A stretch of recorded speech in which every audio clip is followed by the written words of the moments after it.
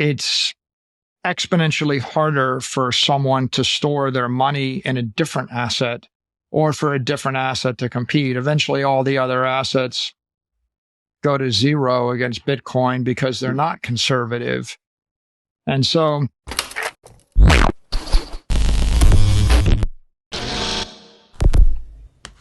Hey guys, welcome back to Everyday Finance. In this video, Michael Saylor discuss about Bitcoin.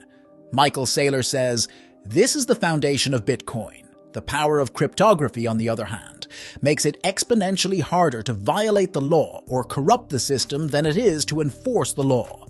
The power of SHA-256 hashing, on the other hand, makes it exponentially more expensive to disrupt the network than it is to interact with it.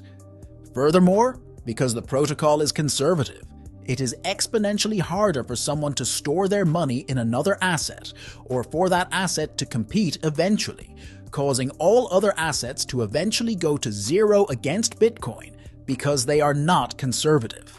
Therefore, we could think of it as, well, game theory in the sense that it represents human nature. And lots of things Michael Saylor discuss, so please watch the video to end and like, share, subscribe our channel, Everyday Finance. Thanks. I think Bitcoin is the most thermodynamically sound economic system the human race has ever come up with or encountered. So do I. Right? Either invented or discovered. Yeah. And the essence of thermodynamics includes this concept of conservation of energy. You know, all things considered, you know, the world works because gravity holds you down, and it's a lot harder to jump off the ground and stay off the ground for long periods of time than it is for you to stand with your feet on the ground. So Bitcoin is grounded in that way, and the power of cryptography, right, makes it exponentially more difficult to break the rule or to corrupt the system than to enforce the rule. And, you know, the power of SHA-256 hashing makes it exponentially more expensive to interrupt the network than to engage with the network, you know, the way it was built. And because the protocol is conservative, it's exponentially harder for someone to store their money in a different asset or for a different asset to compete. Eventually, all the other assets go to zero against Bitcoin because they're not conservative. And so we could think of it as, it's game theory in the sense that it's human beings self-interested, rationally expressing their nature towards self-preservation. It's like, but you could also think of it as just conservative in a physical form, because of all the monetary systems in the world, it's the simplest, most elegant one. Right? You can enforce a monetary system with a navy, with an army, with an air force, with a police force. You can have an army of stockbrokers. Yeah, that's another consensus algorithm. They're all just other ways to do it, but they're all much more labor intensive, much more energy intensive, much less efficient. And so ultimately, you know, the law of thermodynamics says, you know, the most energy efficient thing, the lowest energy state is what's going to dominate people. People will eventually migrate from uphill to downhill. Yeah. You know, things will fall. A small percentage of Bitcoin users engage in self-custody, and they seem to be really focused on it. I believe that most Bitcoin users don't a portion of Bitcoin was lost. Since there will eventually be less than what there was initially, Bitcoin is inherently deflationary, somewhat less due to entropy-related factors. Since there is a free market, 100,000 separate businesses will be able to provide 100,000 different answers. And I can right now consider 100 distinct iterations, and because some people are unreliable, like you, there isn't a solution.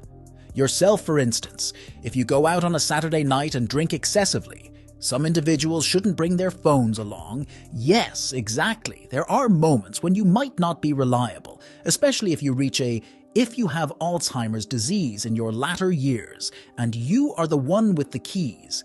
You will not be able to be your own guardian. Thus, occasionally people may not be reliable counterparties. Indeed, governments and corporations may not always be reliable. Therefore, the promise of Bitcoin may not always be realized. A straightforward fix that's simple to put into practice. The benefit of Bitcoin is that it gives you the choice, the ability to assume custody of someone else, switch custodians, or switch custodial protocols periodically during the ensuing millennium. Right now, a fraction of people with Bitcoin do self-custody, and they're fairly focused on that, and that's a commitment. The majority of people with Bitcoin don't. I think that some Bitcoin has been lost. Bitcoin is naturally deflationary because over time there'll never be more, but there'll be a little bit less for reasons. That's entropy in a way. Yeah. It's like, there's a free market. There's going to be 100,000 different companies that will offer 100,000 different solutions. And I could think of 100 different variations right now. And there isn't an answer because some people are untrustworthy. Like, for example, you yourself, for example, if you go out and you're drinking heavily on a Saturday night, some people shouldn't take their phones with them. Yeah. Right? You may be untrustworthy at certain times. And certainly if you get to a later stage in your life and you have Alzheimer's and you're the one that owns the keys, you will be not qualified to be your own custodian. So sometimes people are untrustworthy, sometimes counterparties, right? Yeah. Companies can be untrustworthy. Governments can be untrustworthy, right? So the promise of Bitcoin is not a simple solution that is easy to implement. The promise of Bitcoin is you have the option, right, to take custody or to change your custodians or to change your custodial protocols from time to time over the course of the next 1,000 years. And you don't have that option with a building. No. And you don't have that option with many other assets or property rights. So Bitcoin gives you the option. I think the custodial options keep getting better. I think they keep getting easier. I think there will be continual debate in the community about what's the right one. Yeah. I don't think there'll be a right one. I think that there may be a right option for you at a point in your life. Like, let's say you're young and you're single and you're very intellectually capable, right? And you need to be mobile and you're a refugee from a hostile regime. Well, I mean, that's sort of, it implies self-custody or brain wallet. Yeah. But there'll be another stage in your life when you have 37 family members and grandchildren and great-grandchildren, and then you would like to convey some of that Bitcoin to some of them on your deathbed. And you'll probably change your custodial structure at that point. Yeah. Or maybe you will decide you want to endow an institution or a corporation, or, there's all sorts of different views. And there's also a point, I said, well, for the next 10 years, I'm going to need to rely on an institution for some other reason. So I think everybody needs to have the option, and they need to have lots of different options. The one thing you can expect is that the technology will improve. Like, let's take multi-factor authentication, right? Yeah. The way that Apple Computer does it between your iPhone and the iCloud has gotten to be pretty good. And a lot of people rely upon that. And if you consider how it worked a decade ago, it didn't work so well. No. So I think you'll start to see Bitcoin and private key management built into all the big tech companies, all the big tech devices. maybe it will, you have a ring, maybe your ring will be one of the factors that you use. And humans are very ingenious. So the goal will be to come up with the thing that is best, but there won't be a best one, right? If we insisted on everyone do the most rigorous degree of self-custody, you wouldn't onboard 1 billion people in a year. No. So if you want to onboard billions and billions of people, you'll need easy on-ramps.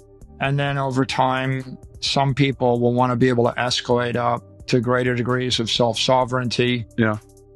And when you get to the issues like communities and families and corporations and governments, now you enter into this question of, do I use something like Fediments, or do I use more sophisticated multi-signature, or do I use other custodial solutions from third parties, and who do you trust and not? And that's fine, right? That's the free market functioning. Yeah. That's what we want. And there'll be a very vibrant free market competition, and some people will try things and they'll overthink it and they'll lose the Bitcoin. Yeah.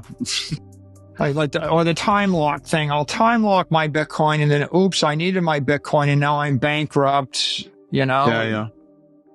And my business is destroyed, and the Bitcoin's still time locked. But at some point you can get too cute by half. And so ultimately, I think that there is no right answer.